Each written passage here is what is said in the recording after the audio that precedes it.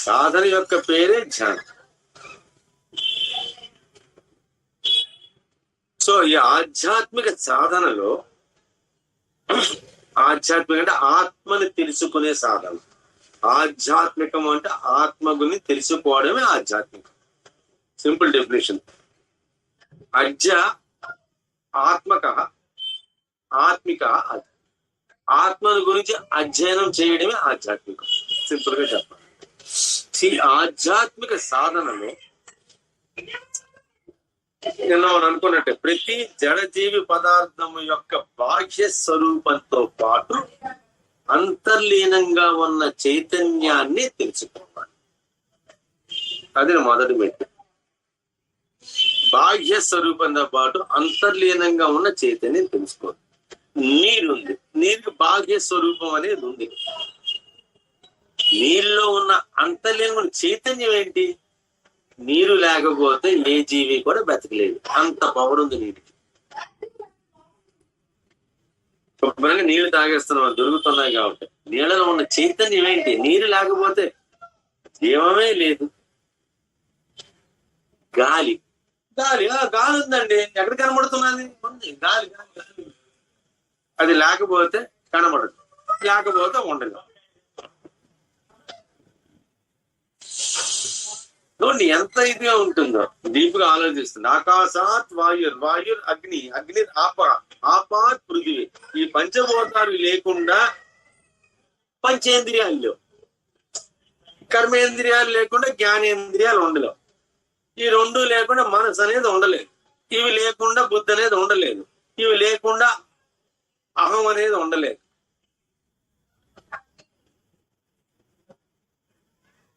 ఇవేమి లేకుండా ప్రాణం అనేది ఉండలేదు. ప్రాణం లేకుండా ఆత్మ అనేది ఉండలేదు. సంయమం, సంయమం అంటే ఇది. యోగము అంటే ఇది.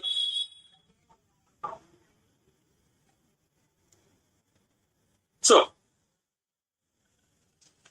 ప్రతి జడజీవ పదార్థం యొక్క బాహ్య స్వరూపంతో పాటు అంతర్లీనంగా ఉన్న చైతన్యాన్ని గుర్తించాలి. అది సాధనలో మొదటి మెట్టు. ఇది తెలుసుకోకుండా ధ్యానం అనేది కళ్ళు మూసుకుంటే ఒక రకమైన అలౌకిక స్థితికి మనిషి చేరలేదు. ధ్యానంలో అలౌకిక స్థితికి చేరాలి. అలౌకిక అంటే లోకంతో సంబంధం లేని స్థితికి చేరాలి. ఆ స్థితికి చేరాలంటే ఇది గుర్తించాలి. దానికి ప్రయత్నం చేయట్లేదు. 24 గంటలు ధ్యానంలోనే ఉంటాడు. ఈ స్థితిని చేరుకుంటే 24/7 ఏ పని చేస్తున్నా, ఏ కార్యక్రమం చేస్తున్నా, ఎక్కడ ఉన్నా, ఏ స్థితిలో ఉన్నా ధ్యానం అనేది కొనసాగుతూనే ఉంటుంది. అంటే అన్ని స్థితుల్లో కూడా ఆత్మతో సంబంధం కొనసాగుతూనే ఉంటుంది. అదే యోగం. నీ మనస్సు, నీ బుద్ధి, నీ ఇంద్రియాలు ఆత్మతోని అంటిపెట్టుకొని ఉంటాయి. దాన్ని ధ్యానము అంటారు.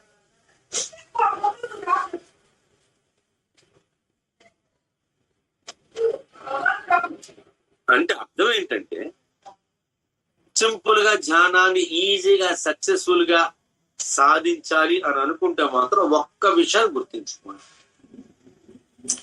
ఈ విశ్వమంతా కూడా అతని సృష్టి అని భావించినప్పుడు, విశ్వంలో ప్రతి వస్తువు కూడా అతని అంశే అని ఆత్మ యొక్క పరమాత్మక అంశాన్ని భావించి సాధన చేయడంలో ఎంతో మాధుర్యం ఉండాలి.